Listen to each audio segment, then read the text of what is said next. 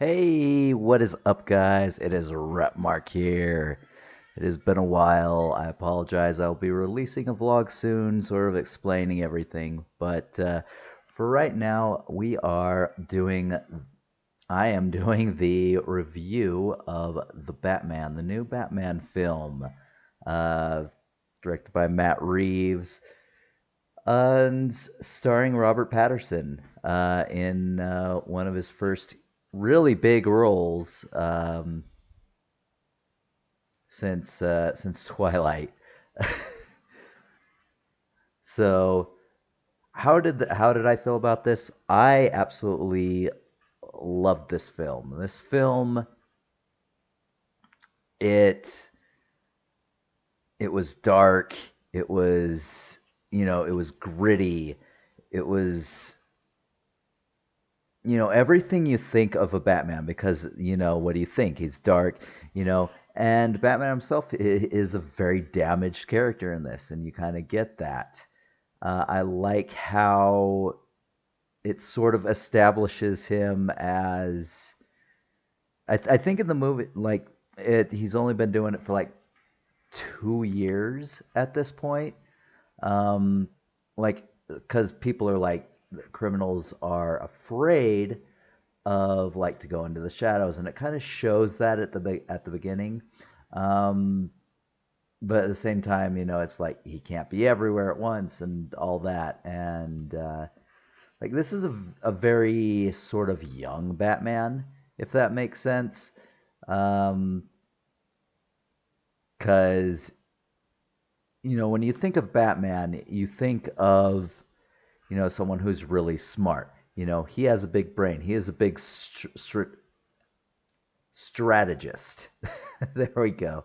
Um, and this one, he missed a lot of things. Like you get the sort of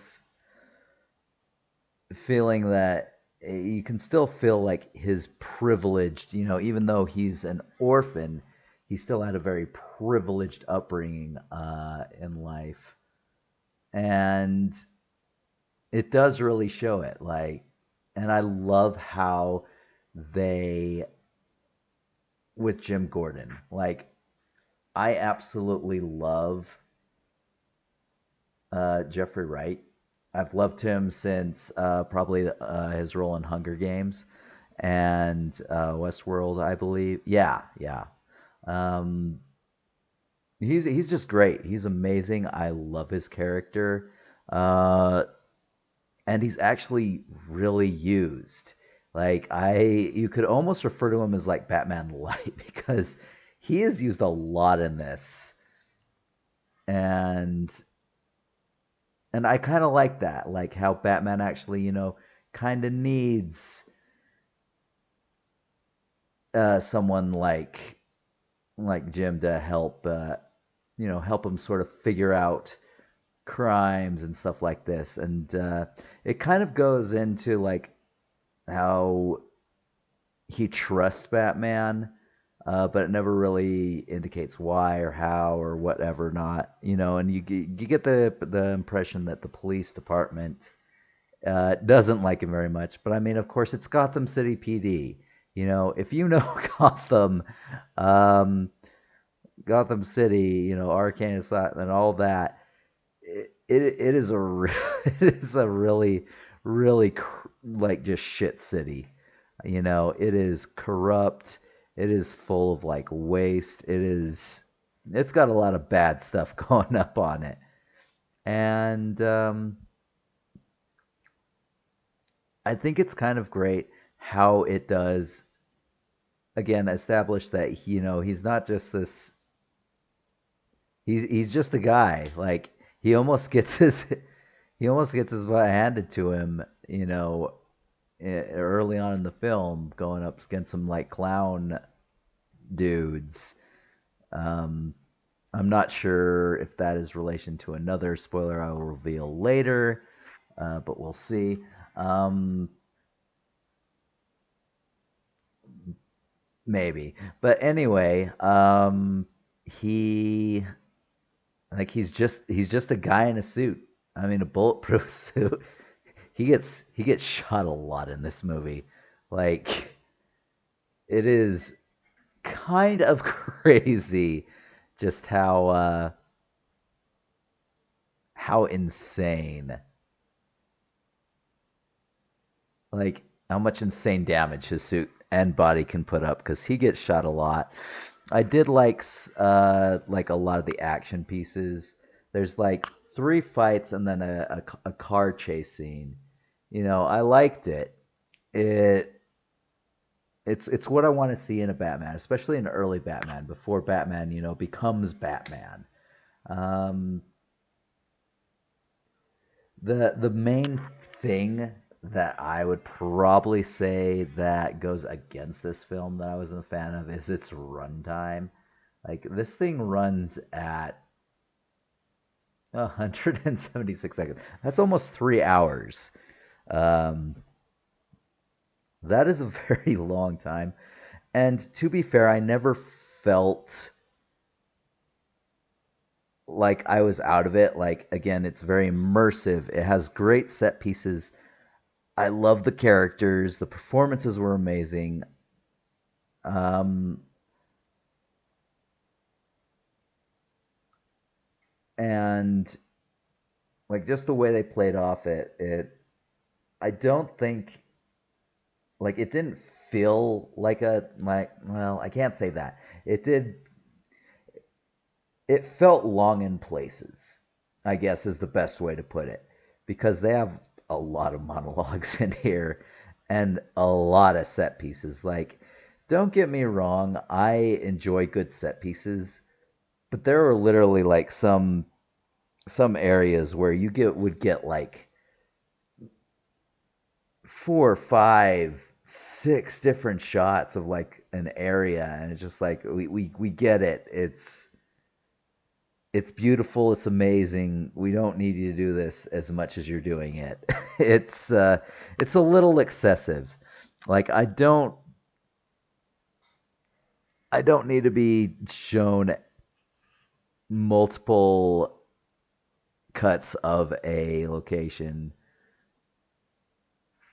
just to convey a point. And there were some parts in Act Two, like Act One, I thought was fine. Act Three, I thought was great.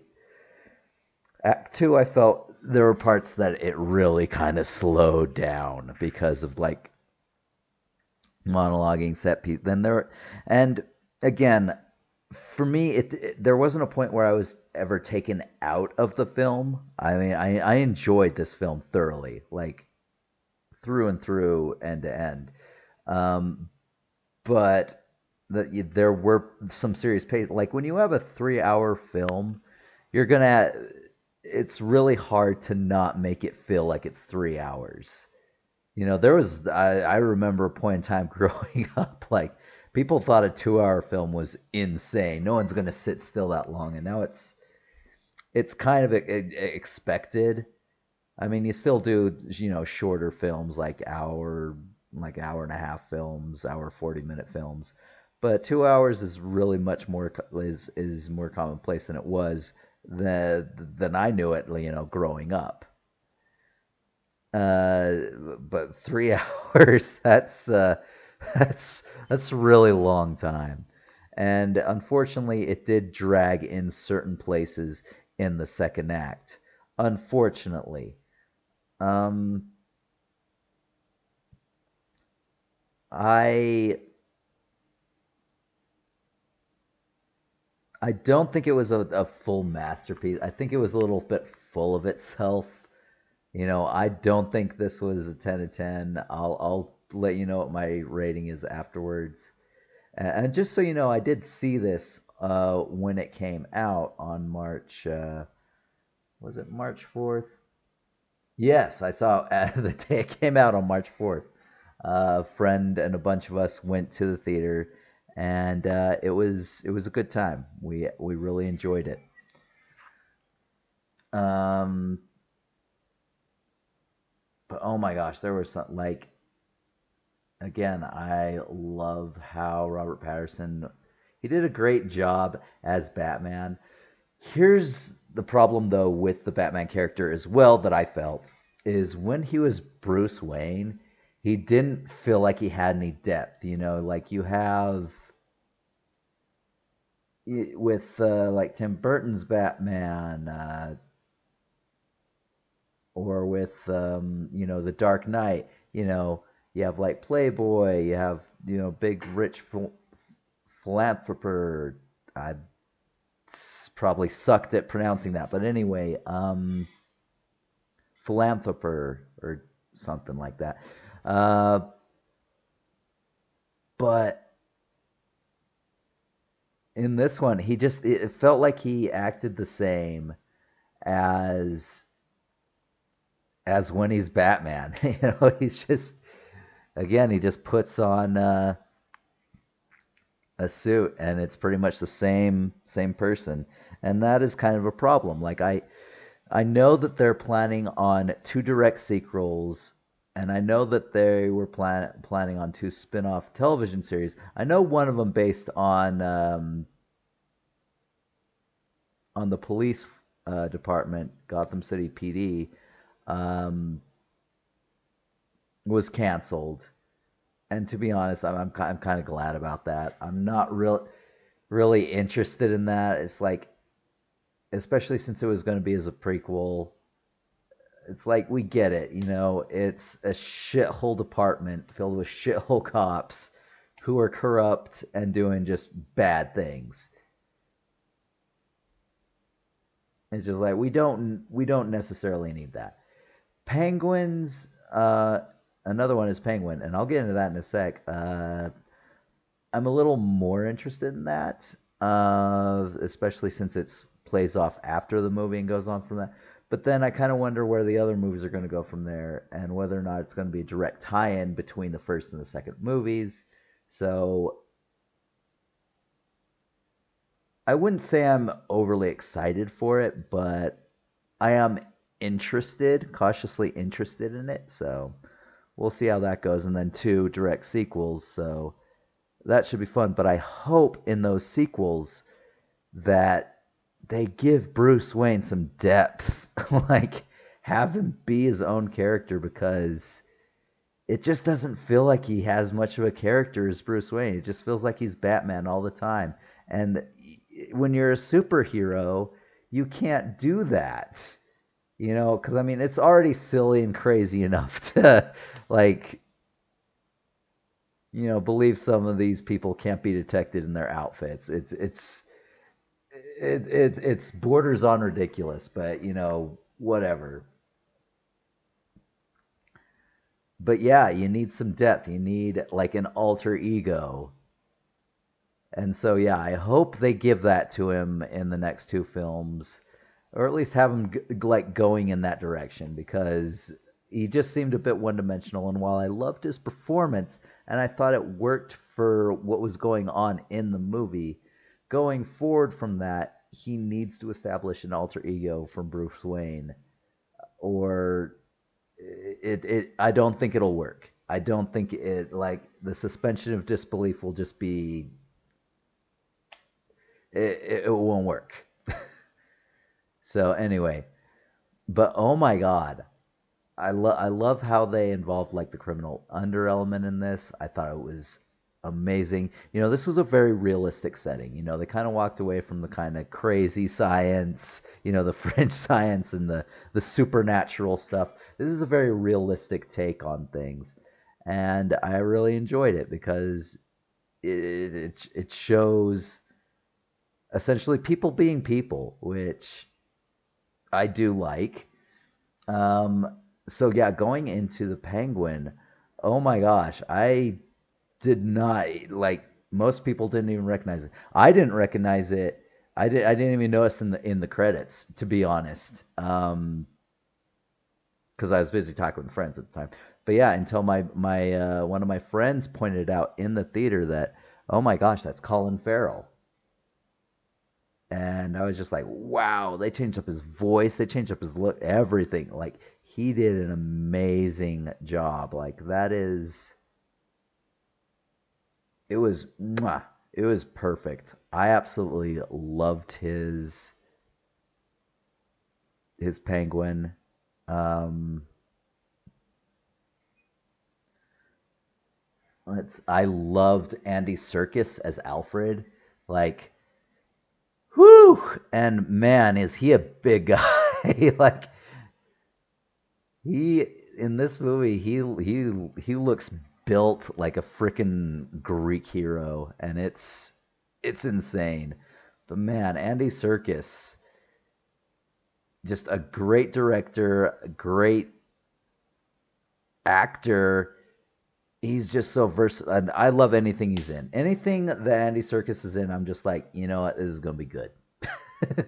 And yeah, he did not disappoint. He did really good. Catwoman. While I did like the performance, I wasn't so much of a fan of the like sort of romance, sort of, damsel in distress type of person that she was trying to portray. And while I get there to, again, trying to take a more realistic side of things, her origin story just, I wouldn't say it lost me, but it just, it was just kind of boring, I guess would be the best way to put it. Yeah, so what's her name? It is Zoe Kravitz. So yeah, I think with the role she was given, I think she did an amazing job. I just wasn't a fan of the whole romance thing, and I don't know. She's not my favorite Catwoman. I'll say that, and no more, because again, I can't follow her performance. I thought that she did her job adequately, and like I said, it just felt like she was too much of a damsel in distress, and I don't think that her and Patterson had the um, compatibility on screen to be believable, in this sort of romance thing, when she's at the same time kind of playing a damsel in distress, and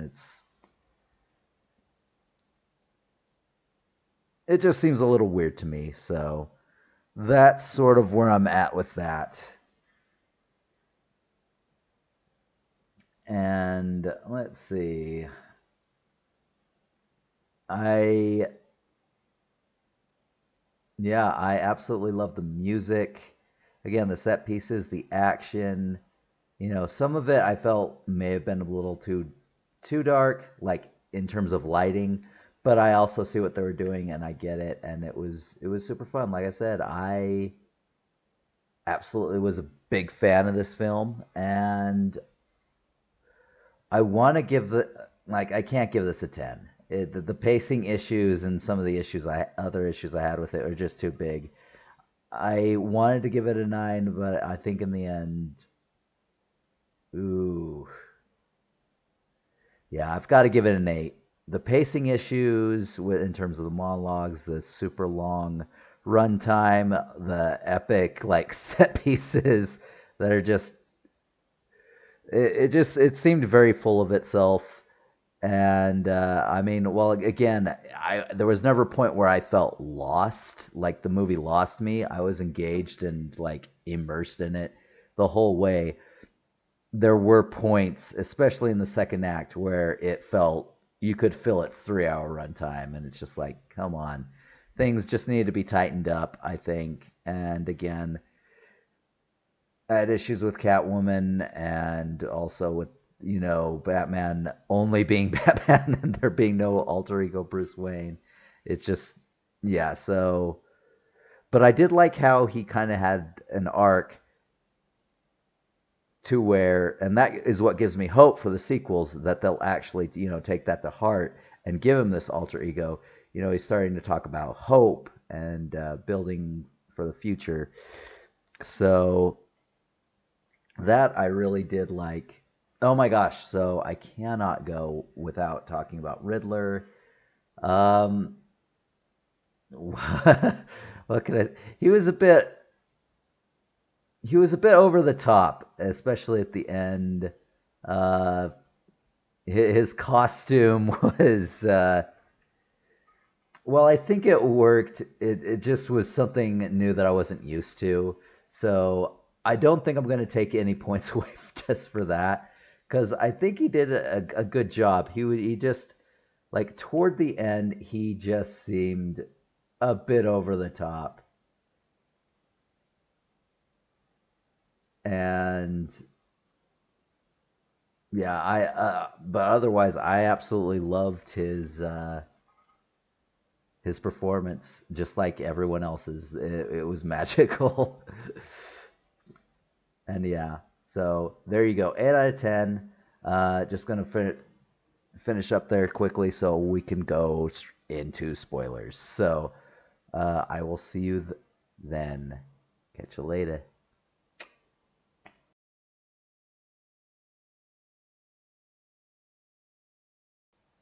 Hey, what is up, guys? It is Rapmark here with the spoilers to the new Batman film. A little late, but here we go. So it still blows my mind how no one can figure out who the Batman is. I mean, he's everywhere. It's literally just, yeah, it kind of blows it. So I mean, that's the sort of masking of disbelief I was talking about in the earlier section. If he doesn't get that alter ego, it's not going to fully work. Now, anyway, so you everyone understands that Gotham is full of corruption. It is full of crooked cops. It is awful. There's mob families everywhere, and essentially what you have, like, what starts this is the Riddler.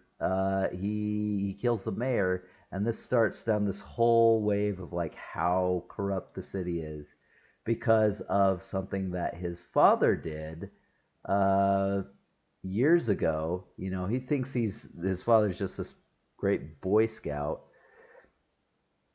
and essentially, as he's running for mayor here, he's at the same time he set up this charity thing called. Let's see, can I find it anywhere here?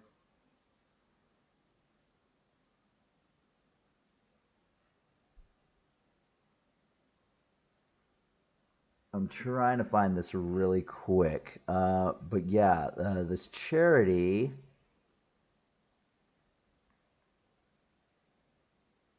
to essentially give like $1 billion to the city.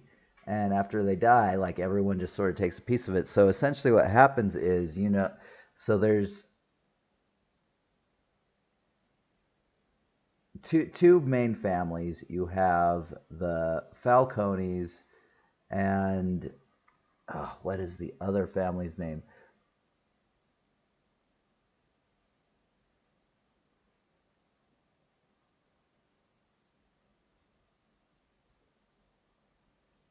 The Maronis. Okay, there we go. Yeah, the Falcones and the Maronis. So these are two families that people are very familiar with if they know, Gotham lore, Batman lore.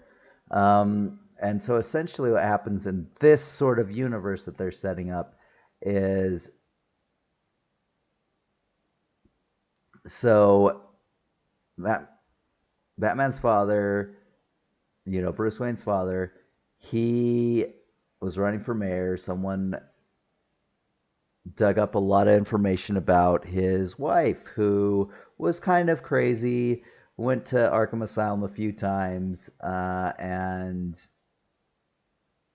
Tom tried to hush him up. He wouldn't be paid off or intimidated off.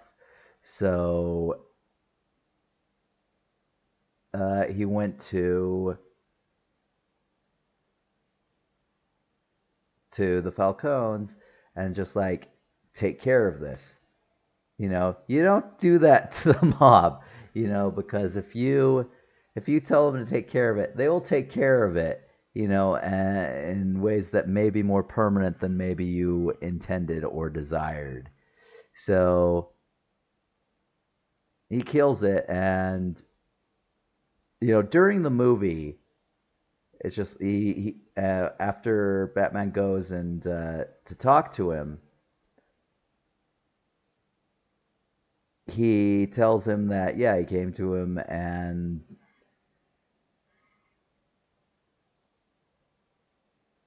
it's just like that's that, and and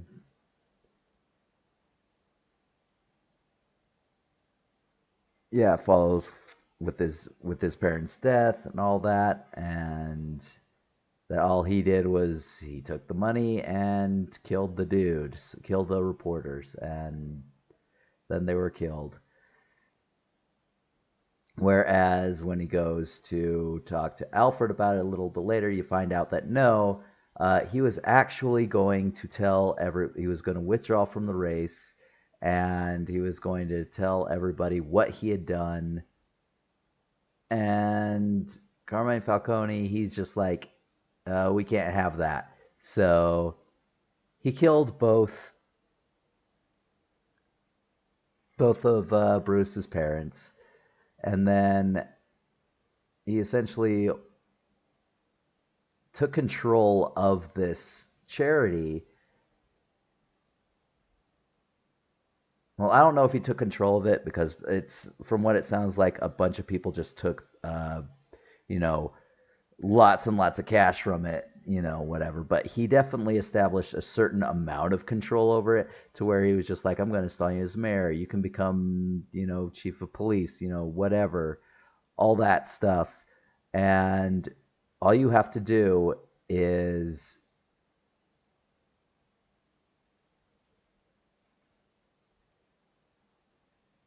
uh, essentially take down the Carmine's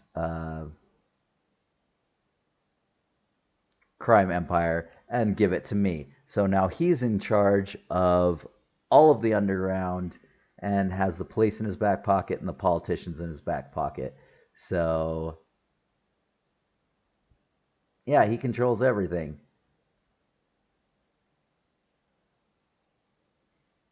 But man, I I loved again the whole setup to this, again how much stuff he misses.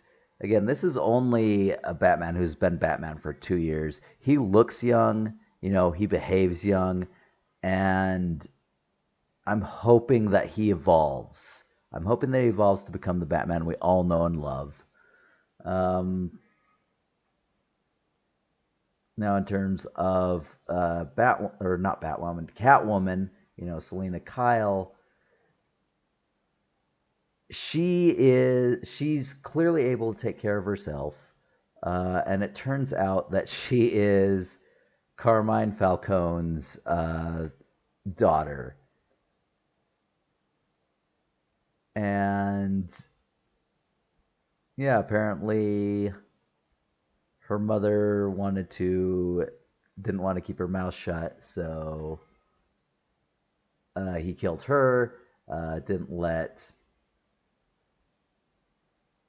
Selena know, obviously, but I think she did know.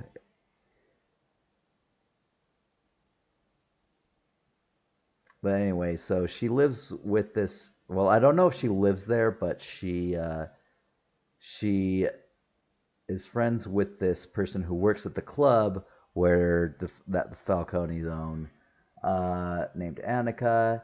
She disappears because a client of hers told her something he shouldn't have, and then so she gets killed.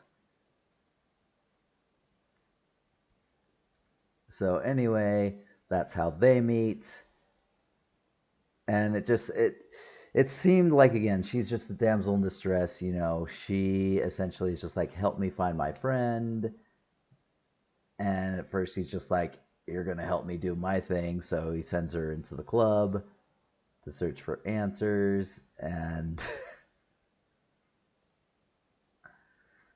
that's where we discover like all of the district attorney's office is here, all of the police officers are here, a lot of the politicians are there.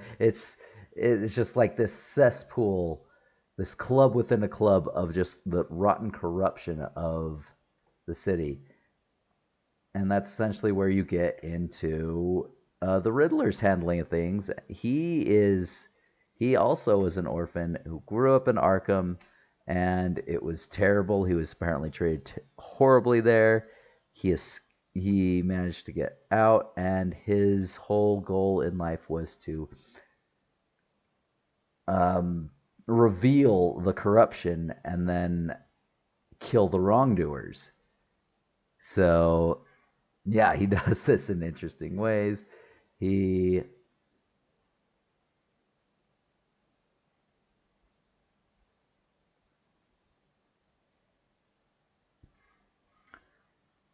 but yeah, he kills the mayor, uh, beats his head in, and then I'm not sure I actually killed him. I'd need to watch it again.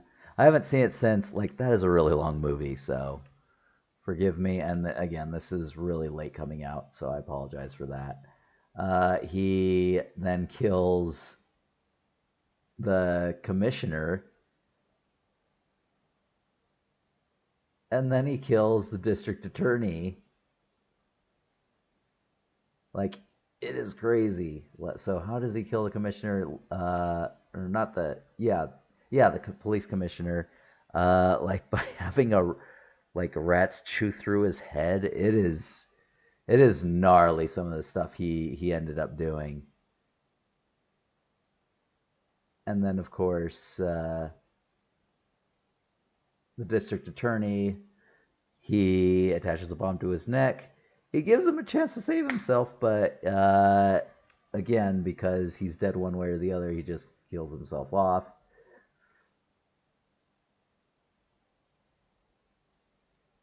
So yeah, I really enjoyed the cleverness of like the Riddler's things.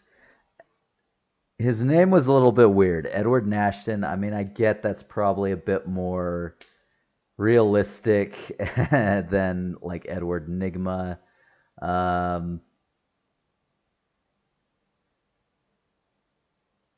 but yeah, I mean, he essentially has a live stream where he talks about his crimes. He has a following of like hundreds of people, and anyone saying that someone like that wouldn't get followers, bullshit. This last year has convinced me that people will market to anything. You just need to find your niche.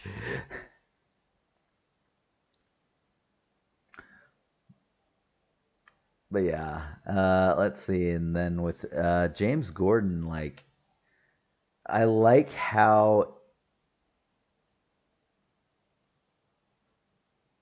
honestly how much he was involved in this film. Like he is not a side character whatsoever. He is a main character. He is in it to win it. He gets punched by Batman to help him escape. He goes in with Batman with guns, and he's just like, no guns. He's just like, that's your thing, buddy. That's right. George James Gordon, he does his own thing. Oh my gosh. But yeah, he did an amazing job. I loved the way he portrayed him. And also, again, going back to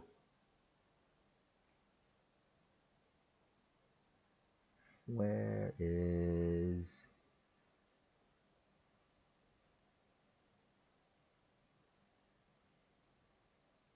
Andy Serkis? Yes, don't mind me. I loved him as Alfred. He sort of played the tortured, you know, he's not his parents, but at the same time he still loves Bruce. Uh, tortured that he's not taking care of himself the way he should. Wanting to give him advice and stuff like that helps him out. And it suggested that he taught Batman how to fight because he's SAS. I mean, in terms of fighting ability, I think Batman knows a little bit more than SAS training if he's going to be like that badass. because man, he takes a lot of punishment in this film. I mean, there's one point in this film where he takes a shotgun blast to the freaking chest, and he does almost fade out, but then he injects himself with Ritalin, and he just freaking beats the beats the dude almost to death before he gets pulled off. And yeah, the guy's nose is just like freaking silly putty. But yeah, I mean the whole plan for like during the last act is just like he's going to. So Gotham is apparently a city that is surrounded by a seawall. It is apparently a city that exists under the sea level.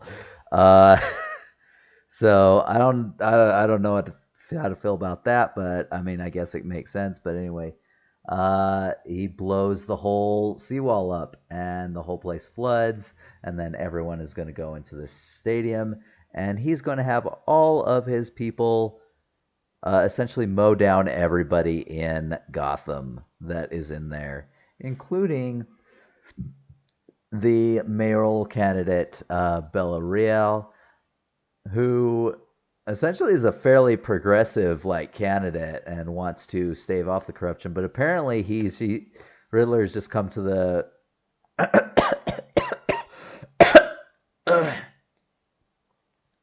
it is just believes that everyone in that city is just corrupt and deserves to die. He gets caught, and there is a point in time where you think that he's figured out Batman's secret. Because there's a tape, and it's just like, we know who you really are. And then he goes down to the jail and starts talking to him, like, and it's like Bruce Wayne, and he's just like, I've been caught. He knows who I am. I don't know what he's thinking. He obviously can't get there. But anyway, and then it just turns out that he had no idea. He was just like, we need to kill people like Bruce Wayne, and Bruce Wayne got away from him.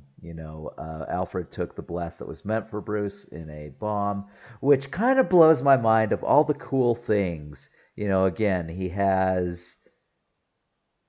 beats the mayor's head in and cuts off his finger, and then he has a rat bite through the commissioner's head, eat through the commissioner's head, and then he does this whole car scene with the district attorney and a bomb on his neck and a phone call. And then he just sends a bomb. It seemed a little that I would say was one of the few, and there are very, very few, but this was definitely one of the biggest when it came to bad writing in this movie, because it just made no sense.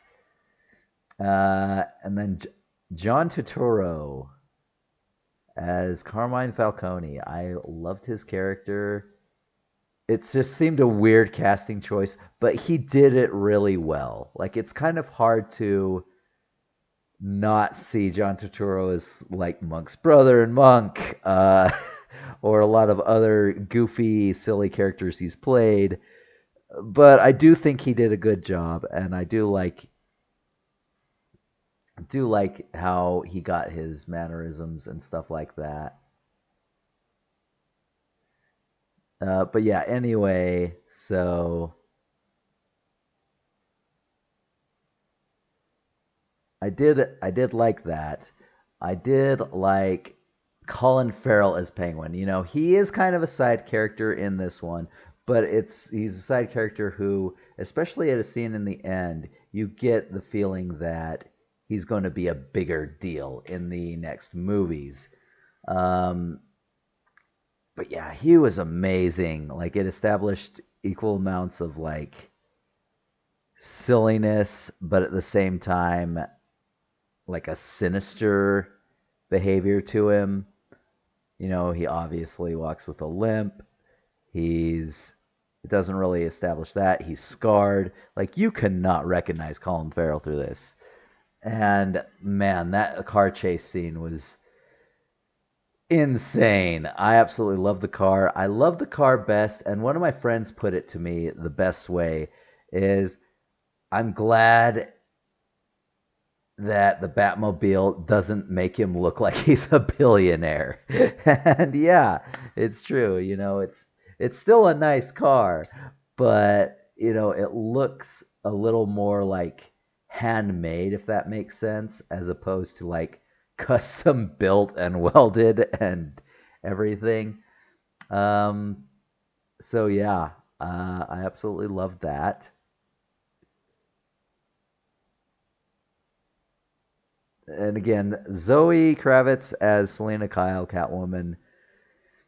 I thought her performance was good. I just wasn't such a fan of the romance and the playing. Oh my gosh! So yeah, so it is her roommate.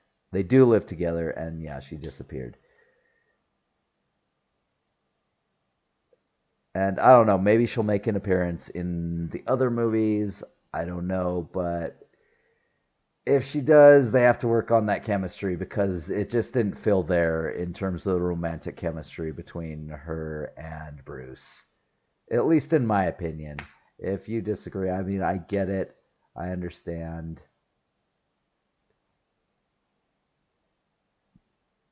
Yeah. Um, but yeah, she's kind of she has ambiguous motivations. You're not exactly sure where she lies on the thing until the very end. So yeah, like I said, this the strong suit of this movie were the performances, and that's why I kind of focused so much of those on in the spoiler section. A bit on the story. It was kind of all over the place, but that's because I wanted each character to have their own thing. So that's why I kind of did the spoiler section this way. Um, it does do so at the end before I finish. It does tease for Joker. He does the Joker laugh, and it is the character. I forget his name, but he was in the Eternals. He plays the Eternal who kind of walked away and started this cult before being brought back in. Who I think is great. I wonder how they're going to do it, but we'll see how that goes. I mean, he was uncredited in the cast. Like, you had to look up when this came in, and I wasn't able to find out until like the day afterward, that Saturday. I couldn't find it after I first saw the movie on Friday, on the 4th. Was it the 4th? Yeah. So yeah, Joker is apparently going to be a thing in this. There are a number of other ones they're talking about. They are also planning. Let's see, do I have it?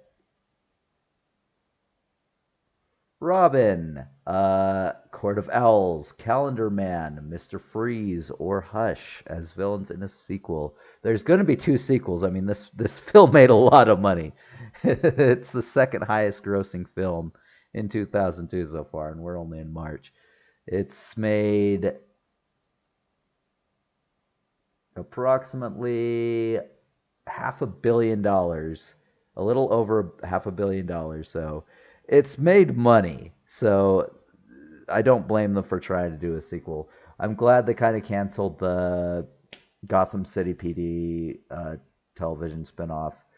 And I'm not sure how I feel about the Penguin spinoff. I'm interested, but again, I'm not like fully excited about it, but we'll see how that goes. Um, but yeah, again, uh, 9 out of 10 for this one. I absolutely loved it, and I hope you did too. So I apologize this is so late, but I wanted to get it out. Thank you for joining me for this.